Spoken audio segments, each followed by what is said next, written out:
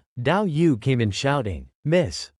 Su Juqing sat up with sleepy eyes. "What's the matter?" Dao Yu said anxiously. "Last night, His Majesty passed away." Su Juqing was also shocked. "What? The streets are full of rumors." Various rumors were spreading. The Jade King said softly, "I didn't expect the change of imperial power to cause less discussion than General Lin Xiao's marriage." Shen Weiqing across from him smiled and said, "For the common people, as long as they have enough to eat and drink, it doesn't matter who sits on that throne." The Jade King no longer discussed this topic. The Lin family's matter is also thanks to Lord Shen's mediation. Shen Huimo blushed a little. "I also had my own intentions. He should be able to rest easy now." Outside the Yan mansion, the entire Yan family was being arrested. It was said that the Yan family colluded with the fourth prince, intending to harm the crown prince's son. Also, Miss Yan had already been intimate with the fourth prince. She wanted to be the empress. A soldier shouted harshly, "Yan Yilin, hurry up, don't dawdle." Yan Yilin, in a desperate situation, was still thinking, "Why hasn't His Highness appeared yet?" The new emperor ascended the throne. Lin Yu was made a king, and betrothal gifts were sent to his door. The fourth prince, trapped in the rain, still had a look of disbelief. "In the end, I was the one who lost." He suddenly heard music outside. "What's that sound outside?" the jailer said. "Li Yu, today is the new emperor's coronation ceremony." He felt as if all strength had been drained from his body. "Coronation ceremony? That was supposed to be my position?" In the imperial court, civil and military officials shouted in unison, "Long live the emperor! Long live! Long live! Long live the emperor!" Wearing the dragon robe, Amo said seriously, "All ministers, rise." Sitting on the dragon throne, he announced, "General Xuanying led troops to Rong City, defeating the Yan army. For his outstanding merits, he is specially conferred the title of King Xuanjin." Lin Yu bowed and said, "Your subject thanks Your Majesty for this great honor." Again, Dao Yu ran in excitedly. Su Juqing, who was still grinding medicine, looked up. "What's the matter?" Dao Yu said excitedly. "It's all over town. His Majesty has conferred the title of King Xuanjing on young General Lin. Young General Lin will be a king from now on." Su Juqing heard this but hadn't yet reacted. A king? She thought, stroking her chin. Amo is really generous, giving away a king's title just like that. Come to think of it, the current emperor used to call me sister. Lin Fu Menghuchen was applying acupuncture to Lin's father. Suddenly, Lin's father started coughing loudly. Lin Yu quickly gathered around. Father, Menghuchen stroked his beard and said, I have used golden needles to expel the poison from his body. After drinking another dose of Chinese medicine and resting for a while, old Lin will be fine. Lin Yu was still a bit worried. My father Dream Huchen waved his hand. He'll wake up within 3 days. Lin Yu hurriedly came forward to thank Dr. Dream. The Lin family is forever grateful for saving his life. Forget it, I didn't do it for you, he said, then came forward and asked quietly. My sister asked about your intentions towards my stinky lump. What are your plans? He looked fierce. You won't look down on my stinky lump once you become a prince, will you? Ming Yue replied shyly. When father wakes up, I will go to the Yao mansion to propose, he said expectantly. I will marry him. Half a month later, Meng Huchen came to the door with a smile. Where's my lump? Come greet me. Su Juqing happily went to welcome him. Master, why are you here? He smiled and said to Su Juqing, haven't seen you in a while. Your teacher came to see if you've been slacking off. Sun Wu also came out to welcome Meng Huchen inside. Unexpectedly, inside the Yao mansion were Lu Ying, Tang Yujiao, Shen Wei, Ali, and all their relatives and friends. Meng Huchen said with a smile, oh, what's going on here? Lu Ying smiled and said, in a few days it will be Madame Yao's birthday. We're thinking about how to make it lively for her. Mei Xiang entered the hall at this time. Madam, Miss, Su Juqing asked curiously. What's wrong? The entrance of the Yao mansion is blocked. Guests are carrying boxes of gifts into the door. Su Juqing was completely confused. What are you all doing? Feng Liang at the door greeted her. Miss Su, our prince is presenting betrothal gifts to you. Su Juqing blushed bright red. Betrothal gifts? At this time, Lin Yu walked out from behind. Juqing. Meng Huchen secretly smiled to himself. This boy moves quite fast. Lu Ying shook Su Juqing vigorously. Wow, Juqing, he wants to marry you. Tang Yujiao looked disdainful. So showy. Among the group, only Ali remained silent. Su's mother was also surprised to see such a scene. Meng Huchen leaned over and said softly, Madam, don't agree too quickly. Such a good opportunity. Not squeezing this boy for all he's worth would be a shame. Everyone came to sit in the hall. Su's mother asked seriously, Prince, do you truly want to marry Juqing? Lin Yu didn't speak, but stood up. He said to Su's mother, I have lived and died with Juqing. My heart has long been set on her alone. Please rest assured. Entrust Juqing to me, he said sincerely. I, Lin Yu, will surely protect Juqing for life. I will never be unfaithful. With Juqing, we will be a couple for life. I, Lin Yu, will surely protect Juqing for life. I will never be unfaithful. With Juqing, we will be a couple for life. After Lin Yu finished speaking, he turned to look at Su Juqing. There is a beauty, once seen, never forgotten. A day without seeing her, I think of her like a madman. Seeing this, Su's mother no longer made things difficult for Lin Yu. Prince, you must remember what you said today. If you treat Juqing badly. However, Su's mother still said sternly to Lin Yu, my daughter will absolutely not compromise herself. Lin Yu respectfully cupped his hands and said, please rest assured. Madam, Meng Huchen also said from the side, if you dare to treat my stinky lump badly, this old man won't let you off either. That's right, our Tang family too.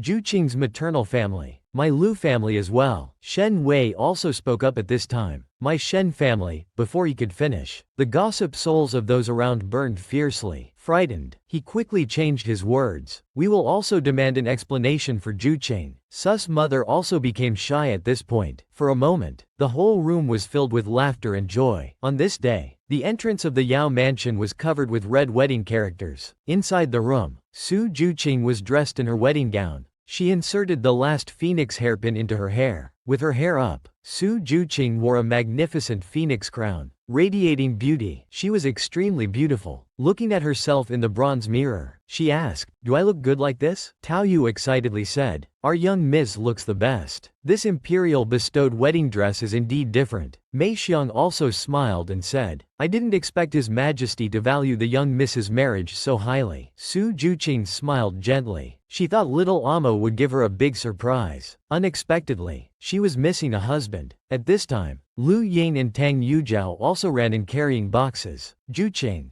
we've brought you the dowry. Su Juqing was very happy to see the two of them arrive. Tang Yujiao said enviously, marrying such a beautiful bride. Lin Yu is really lucky. At this moment, a maid came in to report, Miss, the wedding procession has arrived. Dao Yu and Mei Xiang supported Juqing. Miss, let's go. Su's mother was quietly wiping tears at the door. Shen Wei was comforting her. Why are you crying on such a joyous day? I just can't bear to part with Juqing. Meanwhile, Meng Huchen, who hadn't appeared for a long time, was leaning against the doorframe watching the excitement. At this time, someone in the crowd shouted, the Xi'an Jin prince has arrived, only to see Lin Yu, dressed in the groom's attire, sitting on a tall horse. His face was full of spring, radiating joy as he approached. With a loud shout of, the bridal sedan, the big red bridal sedan lifted Su Juqing. Ali silently blessed, Miss Su, I hope you will be happy every day and have a smooth life. At this time, inside the Peng mansion, an old woman scolded, concubine Yao, why are you daydreaming instead of working properly? Yao Wanner asked curiously, what's so lively outside? Today is the day the Zan Jin prince marries. Come to think of it, the Zan Jin princess was once your fellow servant. Yao Wanner suddenly raised her eyes. Princess? Su Juqing is so fortunate. The Zan Jin prince looked at Su Juqing, who was in the midst of joy and laughter. With anticipation, he gently walked forward, helping the bride down from the bridal sedan. He softly held the bride's hand, leading her step by step into the mansion. The steward supported Lin's father, saying, Master, look how well matched they are. The auspicious time has arrived. The groom and bride begin the ceremony. First, they bow to heaven and earth. Second, they bow to their parents. The couple bows to each other. Lin Yu shyly looks at Su Juqing, while Su Juqing, under the bridal veil, is also blushing. They gracefully complete the ceremony of bowing to each other. The ceremony is complete. It can be said, red makeup and eyebrows form a knot of one heart. Green trees and flowers bloom as twin lotuses. The Zan Jin prince's mansion, which had been lively all day, gradually quieted down. The bride, Su Juqing, sat quietly on the edge of the bed. She secretly lifted her veil, thinking somewhat bewilderedly, have I really gotten married? This life is smooth, but scenes from her previous life gradually emerged. In her previous life, she married Peng Zaran. The once solemn vows, Yao Wanner's interference, Peng Zaran's endless scolding, a white silk ended her young life. Past events are all like dreams. Is Lin Yu really my true love in this life? Dao Yu gently swayed. The prince is coming. Startled, Su Juqing quickly covered herself with the veil. She pretended to sit quietly on the bed. Only her hands tightly gripping her skirt betrayed her. Seeing Su Juqing so nervous, Lin Yu couldn't help but chuckle. He gently picked up the Rui scepter. He extended it under the veil. With a swish, the veil was lifted and fell to the ground. The two looked into each other's eyes, full of tender affection. Everything was understood without words. Lin Yu held Su Juqing's hand and sat down. I'm thinking about when I first met you. I never imagined this day would come. At that time, I thought we were just passing strangers. But fate unexpectedly pushed us together. You saved my life. We also talked under the moonlight. We lived and died together. Rushed to the battlefield. Su Juqing couldn't help but feel emotional. It turns out that without realizing it, we've been through so much together. Suddenly, Lin Yu brought the nuptial cup in front of her. He smiled and said, drink this cup of wine, and you'll be mine. Under the glow of red candles, the two drank the nuptial wine together. Lin Yu chuckled softly. Why aren't you saying anything? You're not having second thoughts, are you? Su Juqing laughed. Maybe, but Lin Yu didn't give him a chance. She pounced on him. Lin Yu looked at Su Juqing tenderly. You've accepted my betrothal gift. You can't back out now. After going through countless hardships, they finally shared a sweet kiss. Outside the Su family clinic, the capital's citizens lined up for medical treatment. Su Juqing and the doctors from the Imperial Hospital were providing free medical care to the people. Outside, someone asked what all the commotion was about. It's Chief Su from the Imperial Hospital. It's the monthly free clinic day. Chief Su is beautiful, kind-hearted, and highly skilled. She really cares for us poor people. As the sun began to set, the doctors from the Imperial Hospital announced to the crowd at the door, today's free clinic is over. Please come back next month. The grateful citizens bowed and said, "Thank you, Chief Su." Su Juqing said, "You've all worked hard today. You may go home now." Su Juqing returned to the inner hall, still doing the final organizing. Dao Yu pouted and said, "Princess, now that you've become the chief, why are you even busier than before?" Su Juqing replied seriously, "As a doctor, it's our duty to heal and save lives." Su Juqing, Dao Yu, and Mei Xiang locked the clinic's main door, preparing to leave. Suddenly, Dao Yu said with surprise, "Princess." Su Juqing followed his gaze and saw a person standing under a distant tree. It was Peng Zaran, whom they hadn't seen in a long time. Su Juqing was also puzzled. "It's him. What is he doing here?" Dao Yu whispered in her ear, "Princess, don't be fooled by him. I heard the Peng family is in ruins now. He's not here to climb the social ladder, is he?" As Peng Zaran stumbled towards them, Mei Xiang immediately stepped in front of Su Juqing. "Young Master Peng, you have no relationship with the princess anymore. The prince is about to take the princess home." Peng Zaran lowered his head dejectedly. "Right, you're a princess now." Su Juqing spoke calmly. "Young Master Peng, what brings you here?" Peng Zaran said despondently, "I was just passing by and happened to see Princess Su Xuanjing at home. My father and mother argue daily, giving us no peace. My career is not going well, and people mock me for lacking foresight in breaking off the engagement with Su Juqing." Thinking of Yao Wan now, and looking at Su Juqing before him, Peng Zaran felt a pang of regret. Did I really make the wrong choice back then? Suddenly, a figure inserted himself between them, calling out, "Juqing." Lin Yu turned and asked, "Young Master Peng, do you have urgent business with my wife?" Peng Zaran, somewhat frightened, replied, No,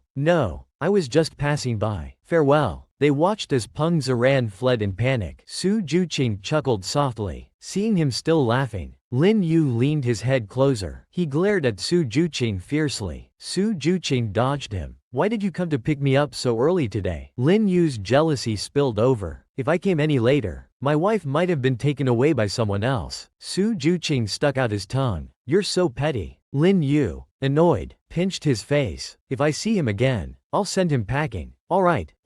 Lin Yu and Su Juqing stood quietly in the sunset. The evening glow cast a soft light on them. "It's still early. Husband, let's go to the temple fair." Lin Yu looked at him lovingly. All right. Lin Yu accompanied Su Juqing, strolling together in the night streets. The past was behind them. Now everything was perfect. Two plump birds were chirping away on a branch. Su Juqing was walking back with Dao Yu and Mei Xiang, having just returned home from the Imperial Hospital without informing his mother. He was saying, "I wonder if mother is at home." Suddenly, he saw a figure lingering at the gate of the Yao residence. As the person turned around, it was none other than Su Hongyuan, who hadn't been seen for a long time and looked haggard. As soon as Su Hongyuan saw Su Juqing, he called out his name, wanting to rush forward. Su Juqing immediately stepped back a few steps. "What brings Su Laoyi to the Yao residence?" Su Hongyuan spoke. "I just wanted to come see you." Su Juqing looked at him coldly and said, "Is that so?" After getting married, he had inquired about Su Hongyuan's news. After His Majesty ascended the throne, not only the Su family but also the Yang family were not doing well. Later, the Su family became financially strained, and Yang Aolan became even more unreasonable and domineering. Yao Qianqin was treated even worse than a servant. Su Juqing stared intently at Su Hongyuan. Now he seemed to be reminiscing about the past. At this moment, someone suddenly called Su Juqing's name from behind. Yuan Shi, Shen Wei holding a kite, and Su's mother had returned together. Su Juqing happily went to greet them. "Mother, Lord Shen." Su's mother also saw Su Hongyuan. Su Laoyi. Su Hongyuan stumbled forward with a gentle expression. Su Juqing initially wanted to step forward to stop him but was pulled back by Dao Yu. "Princess, you should give Lord Shen a chance to perform now." "Oh, right." Su Juqing immediately understood. Shen Wei blocked Su's mother. "Su Laoyi, you must not address the young lady by her given name." Su Hongyuan angrily said, "This is between me and Qinglong. What business is it of an outsider like you?" Su's mother spoke up. "Lord Shen is not an outsider. He is my friend." Shen Wei and Su's mother exchanged smiles. A sweet atmosphere was quietly brewing. Su Hongyuan retorted, "Friend? I'm afraid he means more to you than that," he said viciously. "Qingrong, don't be fooled by him." As an official, he would never marry a divorced woman. He's just toying with you. The usually gentle and refined Shen Wei suddenly shouted. Nonsense, he looked serious. If Miss Yao is willing to marry me, I will bring her into my home with an 8-bearer sedan chair. He said to Su Hongyuan word by word. I will cherish her carefully. Not like you who changes allegiances and mistakes elm for pearl. Su Hongyuan was left speechless. Su Juqing and the other two watched with delight. So handsome. Sus mother, hearing Shen Wei express his feelings for the first time, was slightly flustered, but she instead recalled some sweet memories and quietly lowered her head. At this time, Sus mother spoke. Su Laowi, please leave. We are now strangers and need not have any further contact. Su Juqing also threatened. If you come uninvited again,